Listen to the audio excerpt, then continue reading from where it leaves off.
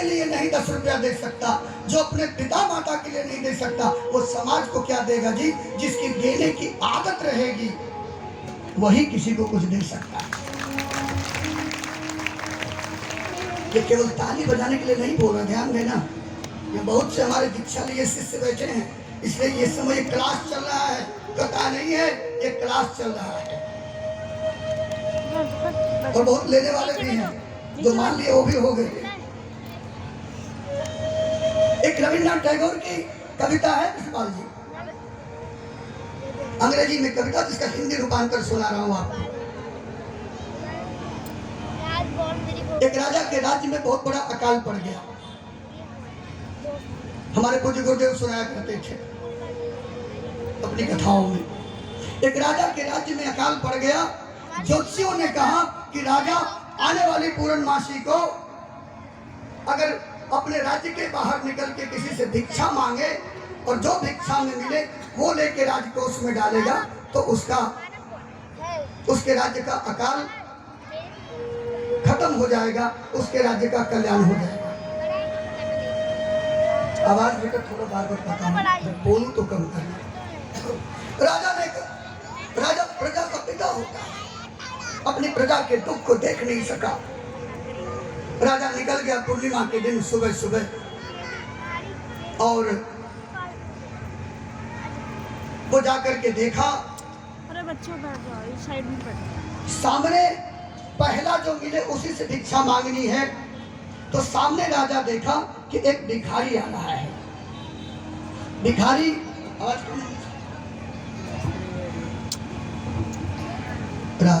भिखारी सामने देखा कि अरे आज पहली बोहनी राजा से होगी। तो दोनों क्या सोच रहे हैं? राजा सोच रहा है कि आज पहले मुझे ये भिक्षा भिखारी से मांगनी पड़ेगी, लेकिन पहले यही दिखा, गुरुजी ने यही बताया है। भिखारी सोच रहा है कि आज मेरी बोहनी राजा से होगी तो आज तो मेरा दिन बन गया। भिखारी मस्त, आज राजा तो सोने की मोहरें देंगे हमको। लेकिन भिखारी जब आंखें खोला तो राजा को हाथ फैलाए देखा। भिखारी कांप गया, अरे मैं जिससे सोने की मोहरें पाने की उम्मीद में था वो खुद ही हाथ फैलाए, दोनों अंजलि फैलाए खड़ा है। भिखारी ने सोचा नहीं नहीं नहीं, मैं दूंगा नहीं कुछ इनको, मेरी बोहनी नहीं हुई है, अभी तक किसी से कुछ मांगा नहीं है, अभी तो पहली बोहनी भी नहीं हुई, ये तो पूरा दिन खराब कर देगा। साथ में राजा के सिपाही हाथ में खड्ग लिए, डर भी लग रहा था, सोचा देना ही पड़ेगा इसको। झोली में हाथ डालता, कुछ चावल घर से लेके आया था, देख के लोग देंगे। झोली में हाथ डालता, मुट्ठी में चावल भरता, बाहर निकलते निकलते झोली मुट्ठी खाली हो जाती, सब चावल नीचे गिर जाते, क्योंकि उसने जीवन में कभी किसी को कुछ दिया नहीं था। कहते हैबिट बिकम सेकेंड नेचर, आपकी आदत ही आपका चरित्र बनती है। देने की आदत ही नहीं थे, पीढ़ियों से लेने की आदत थी, मांगने की आदत थी, वो दान कहाँ से करेगा? 2 4 10 बार ऐसे ही हुआ। डर भी रहा था सिपाहियों का, थोड़ा तेवर देख करके सोचा कि इसको दे ही देते हैं, नहीं तो हटेगा नहीं राजा। उसने मुट्ठी में चावल भरा, लेकिन बाहर निकालते निकालते केवल एक दाना बचा था और एक दाना मुट्ठी में लिया, राजा के हाथ पे रख दिया। राजा को भात बना के तो खाना नहीं था। राजा उस चावल को माथे लगाया, अपने कोष में डाल दिया। भिखारी को लोगों ने जैसे ही सुना कि अरे इसने तो राजा को आज भीख दिया है, लोग अपने घर से चावल लेके आने लगे और 2 घंटे में ही उसके पास मनो चावल हो गए।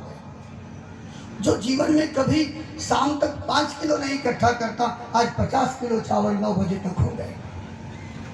जितनी झोली थी, जितने वस्त्र से सब बांध लिया। मारे प्रसन्नता से दौड़ते हुए घर गया। पत्नी ने पूछा, अरे कहाँ से लूट के लाया है इतना चावल? बोले राजा मिल गया एक ठो। राजा उसने दिया। बोले ना ना, सुन पहले क्या किया?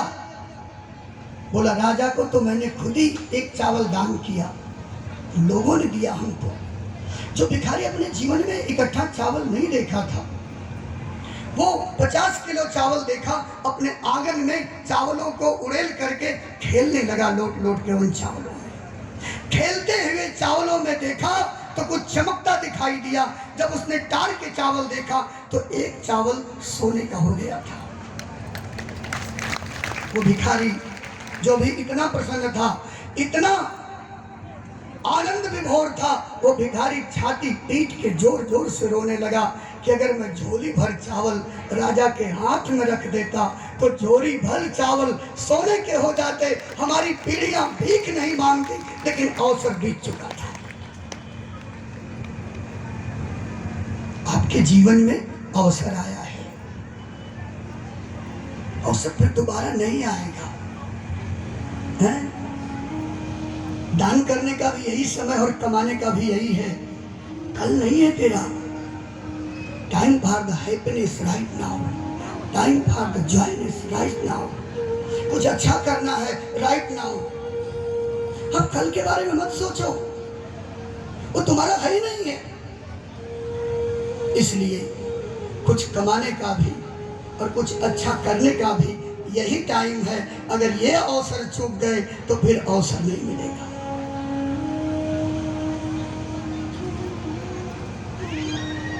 हमारे राधे जी डांट रहे हैं हमको, कब करोगे?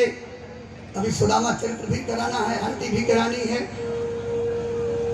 दत्तात्रेय उपाख्यान के लिए फिर आएंगे बेटा। 24 गुरु हैं, अभी तो 2 ही 3 हुए हैं। ऐसे नहीं होगा। इसके लिए कहा कि अग्रवाल जी दिख नहीं रहे आज सामने, ये माइक लगा दिया। जो ये किसके लिए लगाया है? आप लोगों के लिए। अच्छा ठीक है, ये तो उल्टा जैसे दिख रहा है। उन्होंने एक वेश्या से सीखा। अवध के पास एक वेश्या थी, पिंगला नाम था उसका। जिस पिंगला के बस आखिरी है ये राधे जी, ये आगे भैया, ये महाराज जी हैं। ये बहुत दिन से हमारे साथ हैं, हमारे बच्चे के समान मैं मानता हूँ इनको। ये सच में सन्यासी हैं, जिनसे डर लग रहा है बगल में बैठे हैं। तो इनकी सन्यास दीक्षा भी हो गई। हम जानते तो होने नहीं देते इनको, इनका शादी विवाह करवा देते, लेकिन ये साधु बन गए तो हम करें क्या? ये महात्मा है वृंदावन के, चूंकि पहले से संबंध है तो इसलिए थोड़ा हम लोग अनौपचारिक हैं। और हम तो एक दिन बोल भी रहे थे कि राधे जी न रहे, ये हमारी कथा भी इतनी अच्छी, तो वृंदावन से जो वो रस है बरसाने वाला और श्री धाम का जो रस है, ये वही लेके आते हैं और हमारी कथा में भी कुछ डाल देते हैं, तो आप लोगों को भी रस मिल जाता है।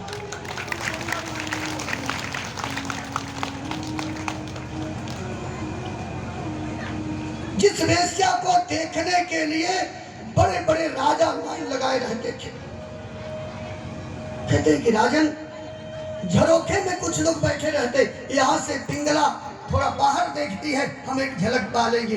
कुछ खिड़की के पास रहते, यहाँ से पिंगला पान थूकने आती है, हम झलक पा लेंगे। कुछ चित्र बनाते, पिंगला का चित्र बड़े बड़े राजाओं के राजप्रसाद की शोभा होता था।